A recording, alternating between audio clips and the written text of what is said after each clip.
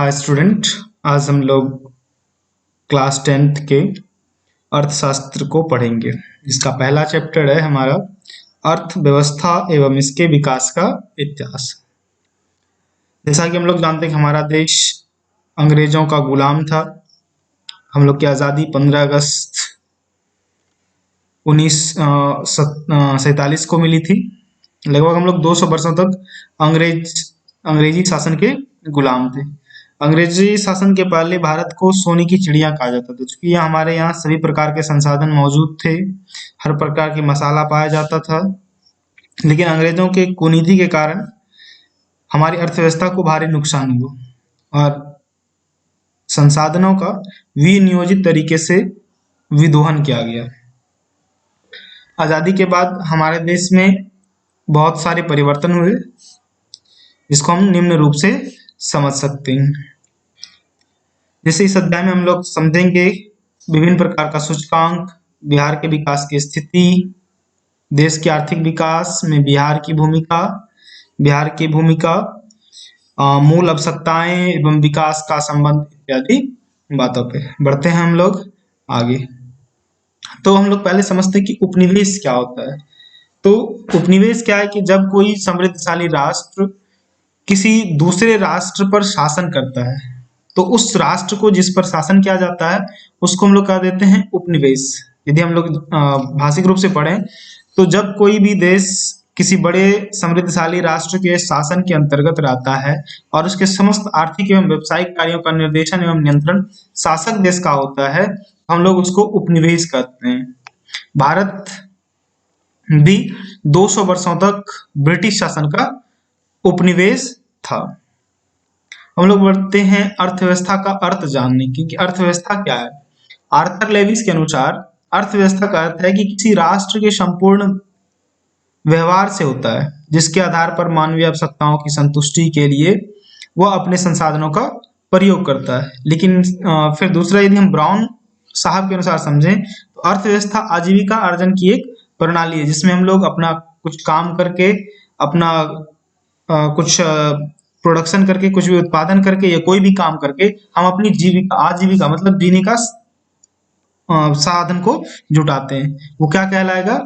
अर्थव्यवस्था कहलाएगा। और यदि हम अन्य शब्दों में समझें तो अर्थव्यवस्था आर्थिक क्रियाओं का एक ऐसा संगठन है जिसके अंतर्गत लोग कार्य करके अपनी आजीविका चलाते हैं, जीवन चलाते हैं।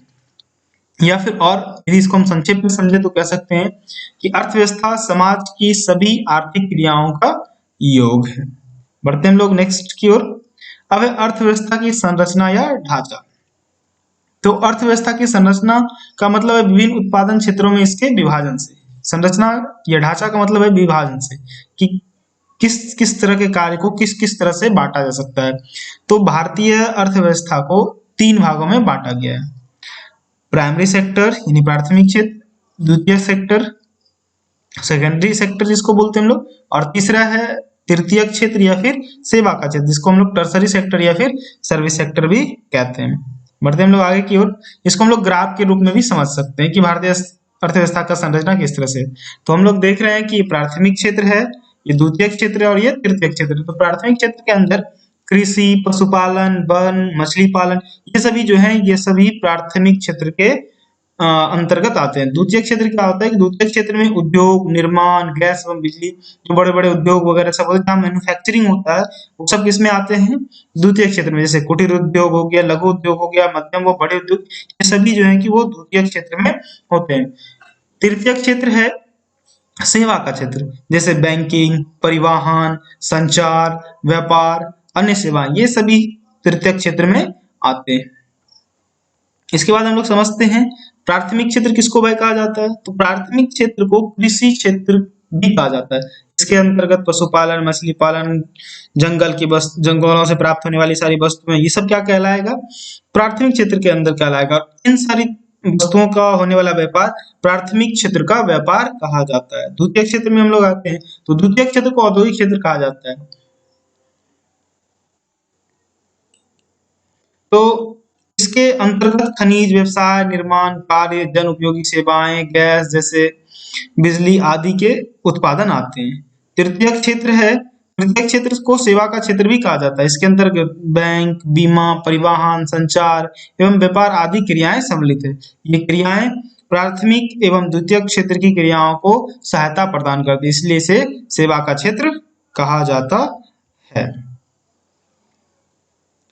अब अर्थव्यवस्था के प्रकार। तो आज विश्व के में जितनी भी अर्थव्यवस्था है उसे 3 भागों में बांटा गया है: पूंजीवादी अर्थव्यवस्था, समाजवादी अर्थव्यवस्था और मिश्रित अर्थव्यवस्था। तो समाज पूंजीवादी अर्थव्यवस्था में क्या होता है कि जहाँ अर्थव्यवस्था पर पूंजीवादियों का अधिकार होता है, यानी पूंजीवादी का बोलबाला होता है, यानी बहुत सारी कंपनियां, बहुत सारे फर्म्स वो क्या होते हैं, किसी निजी व्यक्ति के होते हैं। इसका उदाहरण हम लोग सकते हैं अमेरिका, जापान, ऑस्ट्रेलिया। और यहाँ क्या होता है कि जो फर्म्स से या किसी कंपनी का या किसी फैक्ट्री से जो लाभ होता है वो किसी निजी व्यक्ति का होता है।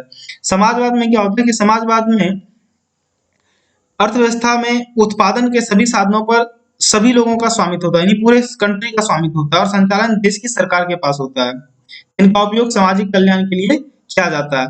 इसमें से चीन, क्यूबा आदि देश आते हैं, जहाँ पे उत्पादन कार्यों पर सरकार का प्रभाव होता है, सरकार का नियंत्रण होता है।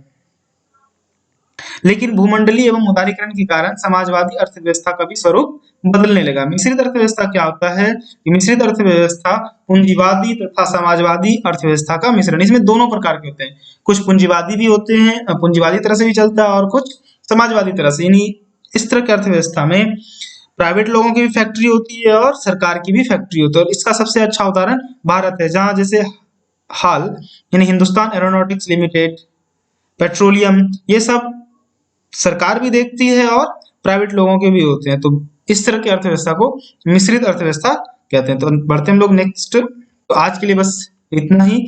ये थे आज के कुछ अच्छे से टॉपिक। आशा करता हूँ आपको ये बहुत अच्छा लगा होगा। इसी तरह का वीडियोस देखने के लिए आप मेरे चैनल को सब्सक्राइब कर लें। आपको सीरीज वाइज अर्थशास्त्र के सभी चैप्टरों का वीडियोस मिल जाएगा। धन्यवाद।